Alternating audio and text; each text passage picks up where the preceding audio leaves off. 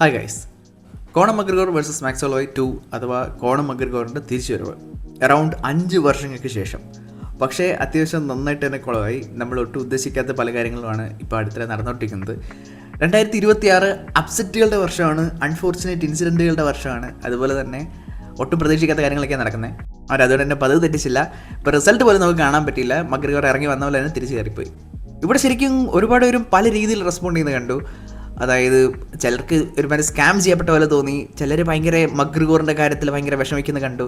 എന്നാൽ വേറെ കുറച്ച് പേര് മക്ഗ്രിഗോർ എനിമീസ് വന്നിട്ട് ആഘോഷിക്കുന്നത് കണ്ടു. ഇതിനെയൊന്നും ശരിക്കും ഒരു പരിധി വിട്ട് ഇമോഷണലി അപ്രോച്ച് ചെയ്യേണ്ട കാര്യമുണ്ടെന്ന് എനിക്ക് തോന്നുന്നില്ല.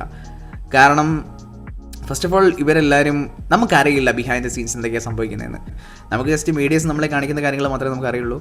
അതുകൊണ്ട് തന്നെ അതിൻ്റെ പുറമേ കയറിയിട്ട് വലിയ ഈ സ്പോർട്ടിൽ ഇമോഷൻസ് ഉണ്ട്. നമുക്കിപ്പം ഒട്ടും ഉദ്ദേശിക്കാത്ത പല കാര്യങ്ങളും നടക്കുമ്പോഴും, നമ്മൾ ഭയങ്കര ഹൈ ഹോപ്സിൽ നടക്കുമെന്ന് പ്രതീക്ഷിക്കുന്ന പല കാര്യങ്ങളും നടക്കാതാകുമ്പോഴും, നമുക്ക് ഇഷ്ടപ്പെട്ട ചില ഫൈറ്റ് സോക്കൊക്കെ ചെയ്യുമ്പോഴത്തേക്ക് ഇമോഷൻസ് വരും. പക്ഷേ ഈ ഒരു ഫൈറ്റിൻ്റെ കാര്യം പറയുകയാണെങ്കിൽ നിങ്ങൾ ശരിക്കും എന്താ എക്സ്പെക്ട് ചെയ്തത്? ഒരു ഡെഫിനറ്റ് കൺക്ലൂഷൻ അവിടെ ഉണ്ടായിരുന്നു. മക്ഗ്രിഗോർ ഇത്രയും ഒരു 5 വർഷത്തെ ലേ ഓഫ് കഴിഞ്ഞിട്ട് അല്ലെങ്കിൽ റിംഗ് റെസ്റ്റ് കഴിഞ്ഞിട്ട് വരുമ്പോഴത്തേക്ക് നിങ്ങൾ ശരിക്കും എക്സ്പെക്ട് ചെയ്തിരുന്നോ? ഒരുപാട് പേര് പല ദിവസപ്നങ്ങളും കാണുന്നുണ്ട്. അതായത് ഹോളോവേ മക്ഗ്രിഗോർ എങ്ങനെയെങ്കിലും തോപ്പിക്കും, അത് കഴിഞ്ഞിട്ട് ഇസ്ലാം മഖാശിയുമായിട്ട് ടൈറ്റിൽ ഫൈറ്റ് വരും, അതൊരു ഭയങ്കര മാസീവ് ഫൈറ്റ് ആയിരിക്കും. നിങ്ങൾക്ക് വട്ടുവല്ലോ ഉണ്ടോ? എനിക്ക് മനസ്സിലാവുന്നില്ല ശരിക്കും. അത് ഈ പറയുന്നത് കാഷ്വൽസ് ഒന്നും അല്ല, ശരിക്കും ഹാർഡ് കോർ ഫാൻസ് വരെ ഇസ്ലാം മഖാശിയുമായിട്ട് നിങ്ങൾ ശരിക്കും ഫൈറ്റ് ഫാൻസ് ആണോ അതോ പ്രമോഷൻ ഫാൻസ് ആണോ?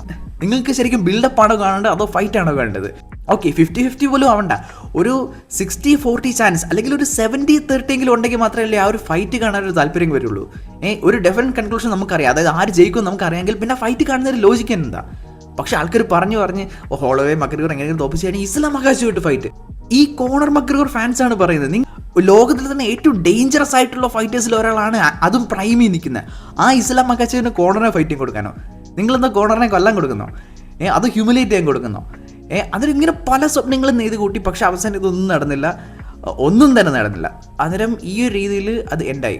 ശരിക്കും നിരാശ ഉണ്ടോ എന്ന് ചോദിച്ചു കഴിഞ്ഞാൽ, to be honest with you, എനിക്ക് പ്രത്യേകിച്ച് ഒന്നും തന്നെ തോന്നിയില്ല. ഞാൻ ശരിക്കും പറഞ്ഞൊരു നിർവികാരത ആ ഒരു രീതിയിലായിരുന്നു. കാര്യം എന്ന് പറയുമ്പോഴത്തേക്ക് ഇപ്പം ഞാൻ കഴിഞ്ഞ 10 വർഷമായിട്ട് ഫൈറ്റ് കാണും. ഞാൻ 2017 മുതലാണ് MMA കാണാൻ തുടങ്ങുന്നത്. ഞാൻ ശരിക്കും കോണർ ഏറ്റവും ആദ്യത്തെ ഫൈറ്റ് കാണുന്നത് corner McGregor versus Mayweather boxing മാച്ചാണ്.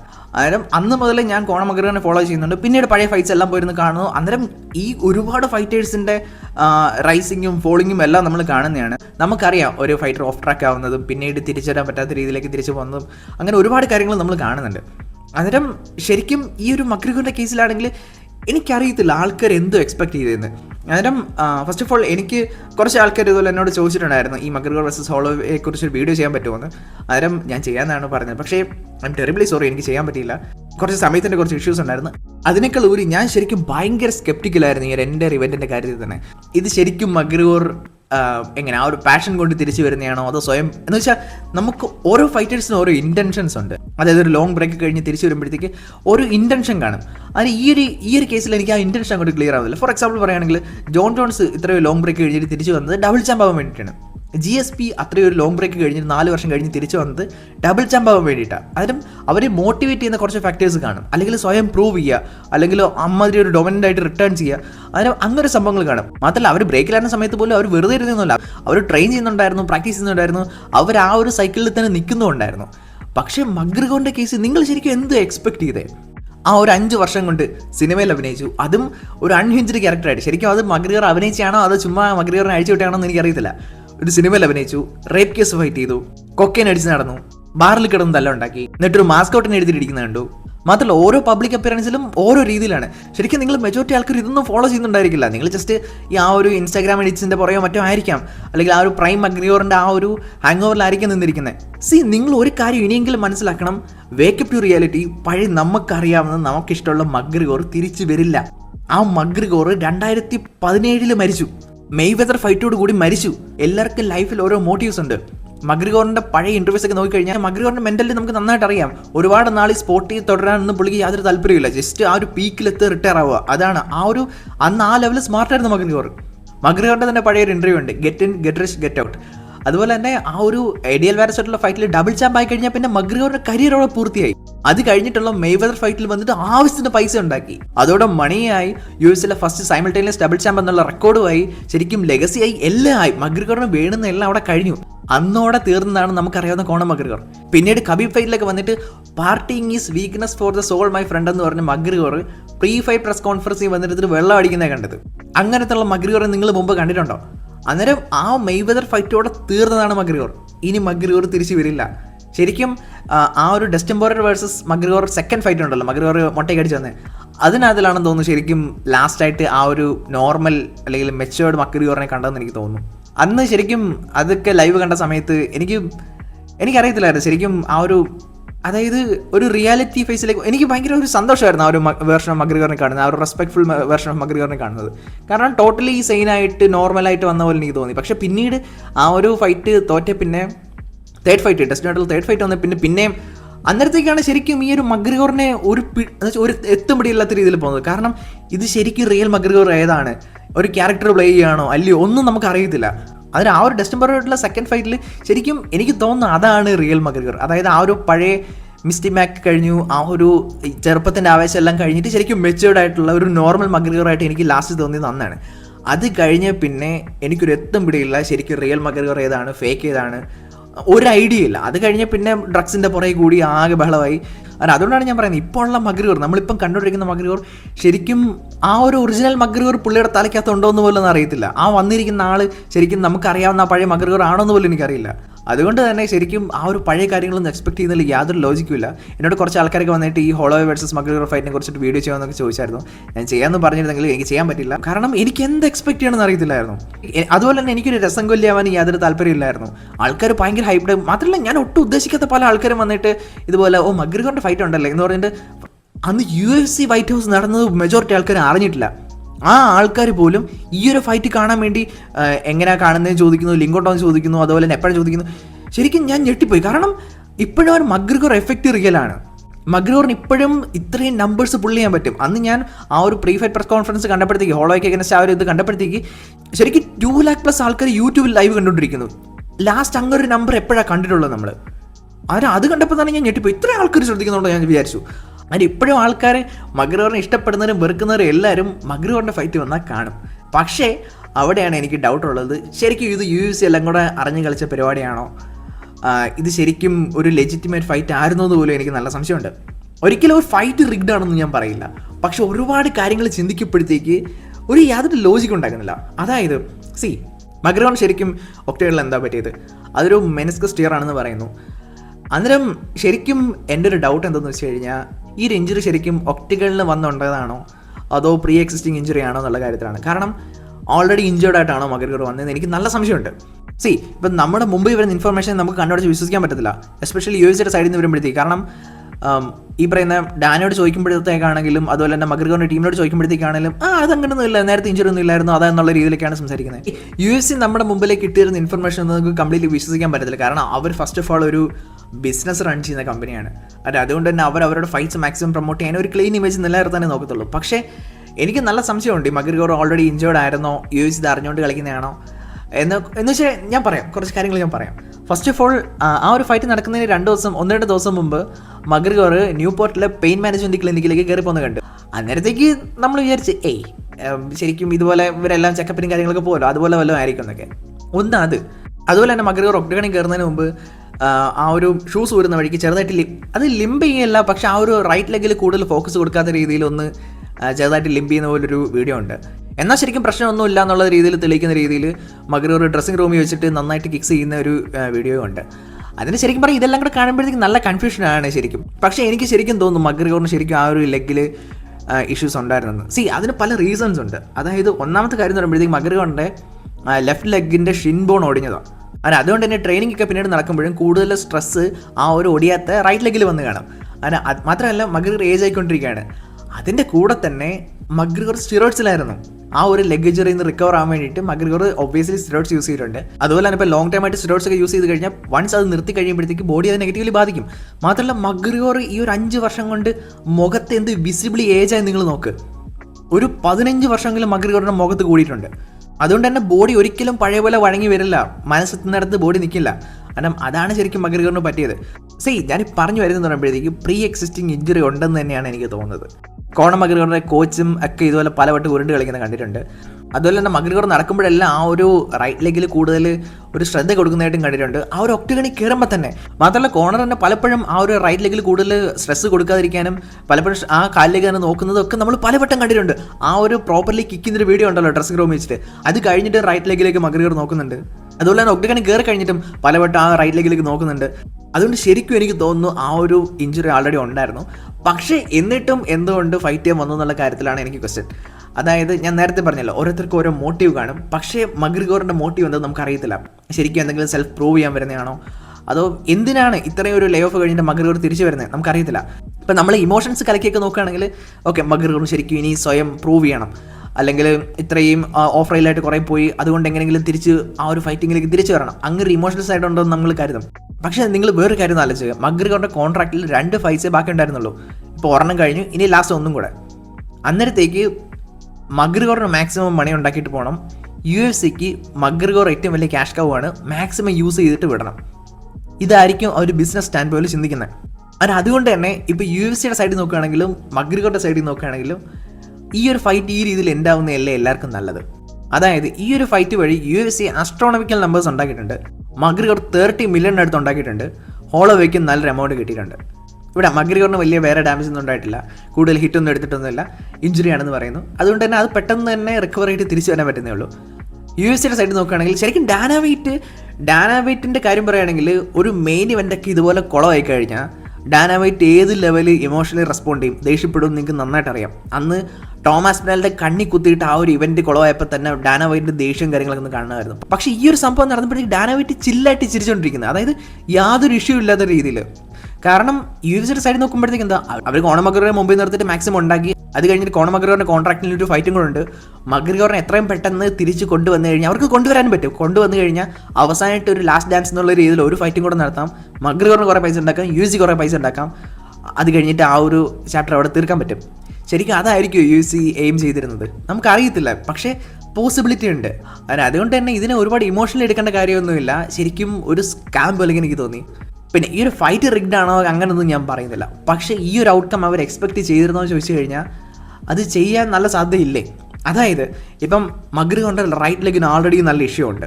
പിന്നെ എന്തിനാണ് കോണർ ആദ്യമേ കയറി ജമ്പിങ് സ്വിച്ച് കിക്ക് ചെയ്തേ, അതും പർപ്പസിൽ ഇഞ്ചുറി വരുത്തി വെക്കാൻ ചെയ്ത പോലെ ഉണ്ട്. എന്നിട്ട് പിന്നെയും കിക്ക് ചെയ്യുന്ന കണ്ടു. അന്നേരം എനിക്കറിയത്തില്ല ശരിക്കും ഇഞ്ചുറി വരുത്താൻ വേണ്ടി ചെയ്ത പരിപാടിയാണോ, അതോ കോണർ അബ്നോർമൽ വല്ലതാണോ, അതോ ഇത് നെഗറ്റീവ് ആയിക്കോ വല്ലതാണോ, എനിക്കൊരു പിടിയും കിട്ടുന്നില്ല. മാത്രമല്ല കോണറിൻ്റെ മുഖത്ത് ഒരു കൺസേൺ കാണാനുണ്ടായിരുന്നു. ഇത്രയും നാൾ കണ്ടിരുന്ന ഒരു ചിൽ അല്ലെങ്കിൽ ഒരു അഗ്രസീവ് മക്ഗ്രിഗർ അല്ലത്.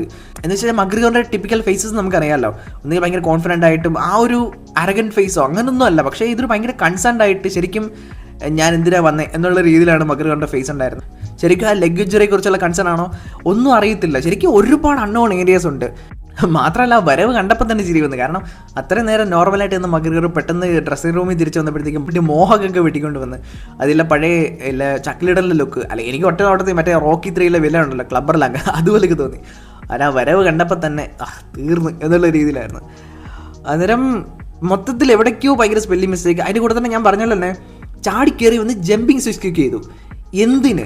ഓൾറെഡി ആ കാലിനെ കുറിച്ച് കൺസേൺ ഉണ്ടെന്ന് നമ്മൾ നേരത്തെ കണ്ടതാണ്. ആ കാലിന് ഉറപ്പായിട്ട് ഇഷ്യൂസ് ഉണ്ട്. എന്നിട്ട് ചാടിക്കേറി എന്തിനാണ് അത് ചെയ്തത്?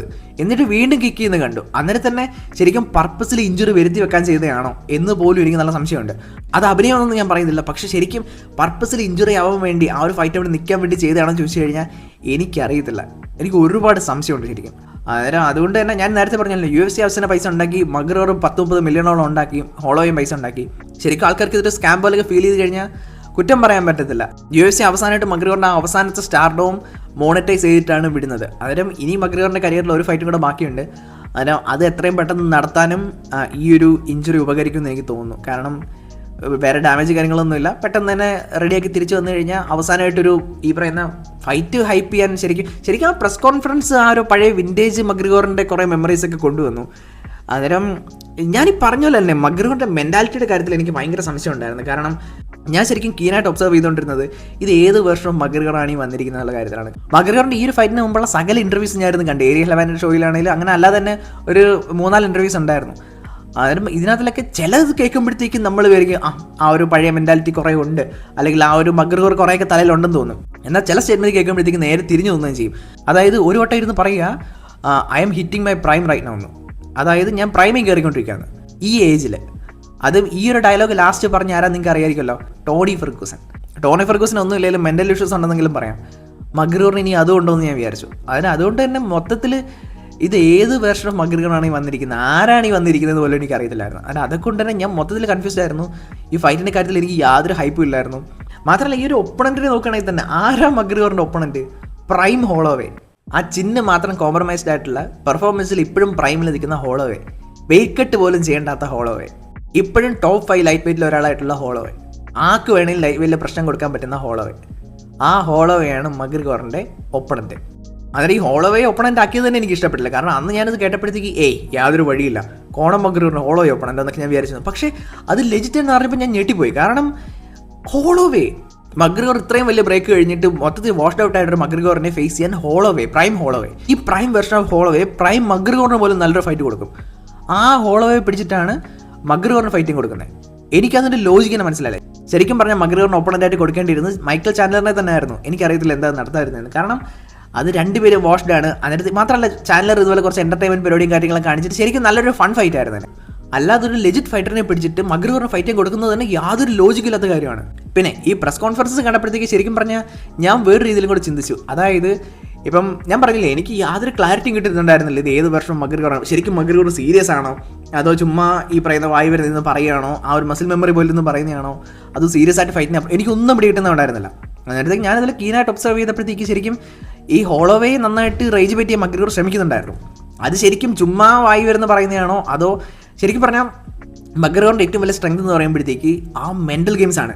അതിപ്പോൾ ഹോസെ ആൾഡോയ്ക്ക് അഗൈൻസ്റ്റ് ആണെങ്കിലും ഡസ്റ്റിൻ പോറിയയ്ക്ക് അഗൈൻസ്റ്റ് ആയിട്ടുള്ള ഫസ്റ്റ് ഫൈറ്റിലാണെങ്കിലും എല്ലാത്തിലും നമുക്ക് ആ മൈൻഡ് ഗെയിംസ് നന്നായിട്ട് കാണാൻ പറ്റും. അതായത് ശരിക്കും ഇവരെ ആ ഒരു സ്കിന്നിൻ്റെ അടി കയറിയിട്ട് മാക്സിമം ഒരു ട്രിഗർ ചെയ്യുക, എന്നിട്ട് ഇവർ എന്തെങ്കിലും മിസ്റ്റേക്സ് വരുത്തുമ്പോഴത്തേക്ക് അത് ക്യാപിറ്റലൈസ് ചെയ്യുക. ഇതാണ് മഗ്രഗോറിൻ്റെ ആ ഒരു ടെക്നിക്ക് എന്ന് പറയുമ്പോഴത്തേക്ക്. അതിന് ശരിക്കും ഇൻ്റർവ്യൂസും പ്രസ് കോൺഫറൻസും കണ്ടപ്പോഴത്തേക്ക് ഞാൻ ശരിക്കും വിചാരിച്ച് ഇനി അങ്ങനെ വല്ലതും ആയിരിക്കും പ്ലാൻ ചെയ്യുന്നത്. അതായത് മഗ്രഗോർ ശരിക്കും നോർമൽ ആണെങ്കിൽ ആ ഒരു പ്ലാൻ ശരിക്കും വർക്ക് ചെയ്യും. അതായത് ഹോളോവേ മാക്സിമം ട്രിഗർ ചെയ്തിട്ട് എന്തെങ്കിലും മിസ്റ്റേക്സ് വരുത്തുക. കാരണം ഹോളോവേക്ക് അഗൈൻസ്റ്റ് മഗ്രഗോറിന് 5 റൗണ്ടിൽ യാതൊരു ചാൻസും ഇല്ല. ആകെ ചാൻസ് പറയുമ്പോഴത്തേക്ക് ആദ്യത്തെ 2 റൗണ്ടിൽ തീർക്കാം. അതും ഒരു നോക്കൗട്ട് കണ്ടെത്താൻ പറ്റിക്കഴിഞ്ഞാൽ പെർഫെക്റ്റ്. കാരണം ഹോളോയ്ക്ക് ആ ഒരു പഴയ ചിഹ്നമില്ല. അതുകൊണ്ട് തന്നെ അങ്ങനെ മഗ്രഗോറിന് വേണമെങ്കിൽ ജയിക്കാം. അതിനപ്പുറത്തേക്ക് യാതൊരു ചാൻസും ഇല്ല. അതുകൊണ്ട് തന്നെ ഞാൻ ശരിക്കും ഹോളോവേ മഗ്രഗോർ റേജ് പറ്റിയ വല്ല നോക്കുകയാണോ, അത് ഇങ്ങനത്തെ വല്ല ട്രിക്സ് വല്ല ഇറക്കുകയാണെന്നൊക്കെ തോന്നി. അന്നേരം അങ്ങനെയൊക്കെ ശരിക്കും മൊത്തത്തിലൊരു കൺഫ്യൂസിംഗ് ആയിട്ടൊരു ഫൈറ്റ് ആയിരുന്നു. പക്ഷേ ഈ പറയുന്ന ഹോളോവേ വലിയൊരു മിസ്മാച്ച് ആയിരുന്നു. മാത്രമല്ല ഈ ഹോളോവേയുടെ അപ്രോച്ച് എനിക്ക് അത്ര അങ്ങോട്ട് ഇഷ്ടപ്പെട്ടില്ല. കാര്യം എന്ന് പറയുമ്പോഴത്തേക്ക് ഹോളോവയ്ക്ക് അറിയാം ഇതൊരു ലെജിറ്റ് ത്രെറ്റോ കാര്യങ്ങളൊന്നും അല്ല, ഈസി മണിയാണെന്ന് ഹോളോയ്ക്ക് നന്നായിട്ട് അറിയാം. എന്നാൽ അതനുസരിച്ച് ഹോളോവിൽ നിന്ന് അഭിനയിക്കെങ്കിലും ചെയ്യണ്ടേ. ഹോളോവിൽ ഈസി ഫൈറ്റ് ആണെന്നുള്ള രീതിയിലാണ് ട്രീറ്റ് ചെയ്യുന്നത്. അതായത് അവസാനം വന്നിട്ട് ഹോളോവയ്ക്ക് ഫൈറ്റ് മാർക്കറ്റ് ചെയ്യാൻ അറിയത്തില്ല. എന്ത് ചോദിച്ചു കഴിഞ്ഞാൽ we will find that on Saturday night. ഇതിനപ്പുറത്തേക്കും ഹോളോയ്ക്കൊന്നും പറയാനില്ല.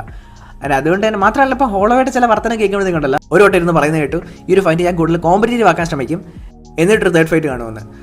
അന്നേരം തന്നെ നമുക്കറിയത്തില്ലേ ശരിക്കും ഹോളോവേ മഗ്രഗോറിനെ സീരിയസ് ആയിട്ട് എടുക്കുന്ന പോലും ഇല്ല, ഒരു ഈസി ഫൈറ്റ് ആയിട്ടാണ് കാണുന്നത്. എന്നിട്ട് ഈ ഒരു ഫൈറ്റ് ഈ രീതിയിൽ എൻഡ് ചെയ്തപ്പോഴത്തേക്ക് ഹോളോവേ പിന്നെ വിളിച്ച് പറയാം ഇതെന്തായാലും നന്നായി, ഇനി ഒരു തേർഡ് ഫൈറ്റ് ഇവിടെ കാണാൻ പറ്റില്ലെന്ന്. ഈ ഹോളോവേക്ക് എന്തിൻ്റെ കേടാന്ന് എനിക്കറിയാൻ വയ്യാതെ. അന്നേരം മൊത്തത്തിൽ ഒരു അലമ്പ് ഏർപ്പാടായിപ്പോയി. ശരിക്കും ഹ്യൂജ് മിസ്മാച്ച് ആയിരുന്നു. ഈ ഒരു ഫൈറ്റ് നടക്കേണ്ട കാര്യം പോലും ഇല്ലായിരുന്നു. ശരിക്കും മഗ്രഗോറിൻ്റെ കോൺട്രാക്റ്റിൽ ഇനി ഒരു ഫൈറ്റും കൂടെ ബാക്കിയുണ്ട്. അതിന് ആർക്ക് എഗൈൻസ്റ്റ് ആണ് ശരിക്കും ചാൻഡലറുമായിട്ടുള്ള ഫൈറ്റ് തന്നെയാണ് നല്ലത്. വാഷ്ഡ് വേഴ്സസ് വാഷ്ഡ് അതാകുമ്പോഴത്തേക്കും നമുക്ക് ആര് ജയിക്കുന്ന അറിയത്തില്ല. മാത്രമല്ല അത് ശരിക്കും മഗ്രഗോറിൻ്റെ ഒരു വിന്നബിൾ ഫൈറ്റിംഗ് കൂടാണ്. അതോടെ കഴിഞ്ഞിട്ട് റിട്ടയർ ആവുന്നതായിരിക്കും നല്ലതെന്ന് എനിക്ക് തോന്നുന്നു. ഞാൻ ഈ പറഞ്ഞ പോലെ തന്നെ ഭയങ്കര കൺഫ്യൂസ്ഡ് ആണ്. ഇത് ശരിക്കും റിയൽ മഗ്രഗോർ തന്നെയാണോ, മഗ്രഗോർ ശരിക്കും തിരിച്ചു വരാൻ ശ്രമിച്ചതാണോ, അതല്ല ഹോളോവേ എന്തിനാ തിരിച്ചു വന്നതെന്ന് മഗ്രഗോറിനോട് ചോദിച്ചപ്പോഴത്തേക്ക് മഗ്രഗോർ ഇന്ന് കരയുന്നത് കണ്ടു. അതിൻ്റെ ആ കരച്ചിൽ ഒറിജിനലാണോ, ആ ഇഞ്ചുറി ഒറിജിനലാണോ, ശരിക്കും മഗ്രഗോറും യുഎസും കൂടെ നമ്മളെ പറ്റിക്കുന്നതാണോ, മഗ്രഗോറിൻ്റെ മെൻ്റൽ സ്റ്റേറ്റ് നോർമലാണോ, ഈ കാണിക്കുന്നതിലൊക്കെ വല്ല ആത്മാർത്ഥതയുണ്ടോ ഒന്നും നമുക്കറിയത്തില്ല. അതുകൊണ്ട് തന്നെ ശരിക്കും ലോജിക്കലി ഇതിനെയൊക്കെ അപ്രോച്ച് ചെയ്യുന്നതായിരിക്കും നല്ലത്. ഫൈറ്റ് കാണുക, എൻജോയ് ചെയ്യുക, അവനൊരു കാര്യം നോക്കി ജീവിക്കുക. നമുക്കറിയത്തില്ല ശരിക്കും എന്തൊക്കെയാണ് ബിഹൈൻഡ് ദി സീൻസ് നടക്കുന്നതെന്ന്. അതുകൊണ്ട് തന്നെ ഒരു ലോജിക്കൽ MMA ഫാനാകുക. ശരിക്കും ആൾക്കാരുടെ ഫാൻ എന്നുള്ളതിനേക്കാളും ഫൈറ്റിൻ്റെ ഫാനാകുക, ഈ ഒരു സ്പോർട്ടിൻ്റെ ഫാനാകുക. അല്ലാതെ അതിനപ്പുറത്തേക്ക് ഇതിൻ്റെ ഒന്നും പുറം നടത്തിയിട്ട് യാതൊരു കാര്യമുണ്ടെന്ന് എനിക്ക് തോന്നുന്നില്ല. ഇനി വരും ദിവസങ്ങളിൽ നമുക്ക് കൂടുതൽ ക്ലാരിറ്റി കിട്ടുമായിരിക്കും ശരിക്കും ഇഞ്ചുറി എന്താണ്, എന്തൊക്കെയാണ് നടന്നതെന്നൊക്കെയുള്ള കാര്യത്തിൽ. അതുവരെ ഒരുപാട് വിഷമിച്ച് നടന്നിട്ടും കാര്യമൊന്നുമില്ല. ശരിക്കും ഫാൻസിൻ്റെ കാര്യത്തിൽ എനിക്ക് കുറേ കൂടെ വിഷമം തോന്നുന്നു. കാരണം ഒരുപാട് പേര് ഭയങ്കര ഹൈപ്ഡ് ആയിരുന്നു. ഒരുപാട് പേര് ഈ UFC കാണാൻ ആൾക്കാരൊക്കെ വിളിച്ചുകൊണ്ട് വരുന്നൊക്കെ ഉണ്ടായിരുന്നു. ഒരുപാട് ഒരു UFC കാണാൻ വേണ്ടിയിട്ട് ഒരു ഇൻട്രഡക്ഷൻ ഫൈറ്റ് എന്നുള്ള രീതിയിൽ ആൾക്കാരെ വിളിച്ചുകൊണ്ടൊക്കെ വന്നിട്ടുണ്ടായിരുന്നു. പക്ഷേ എല്ലാവരെയും നിരാശപ്പെടുത്തി. അന്നേരം it is what it is. MMA still ലോകത്തിലെ ഏറ്റവും വലിയ അൺപ്രഡിക്റ്റബിൾ ഗെയിമായിട്ട് തുടരുന്നു. എന്തൊക്കെയാണ് സംഭവിക്കുന്നതെന്ന് ഒരു എത്തും പിടിയും തരാത്ത രീതിയിലാണ് കാര്യങ്ങൾ പോകുന്നത്. അന്നേരം ഇതൊക്കെയാണ് ഈ ഒരു ഫൈറ്റിനെ കുറിച്ച് എനിക്ക് പറയാനുണ്ടായിരുന്നത്. എന്തായാലും ഉടനെ തന്നെ അടുത്ത ടോപ്പിക്കിനെ കുറിച്ച് വീഡിയോ ചെയ്യാം. Like, share, subscribe. അടുത്ത വീഡിയോയിൽ കാണാം. ബൈ.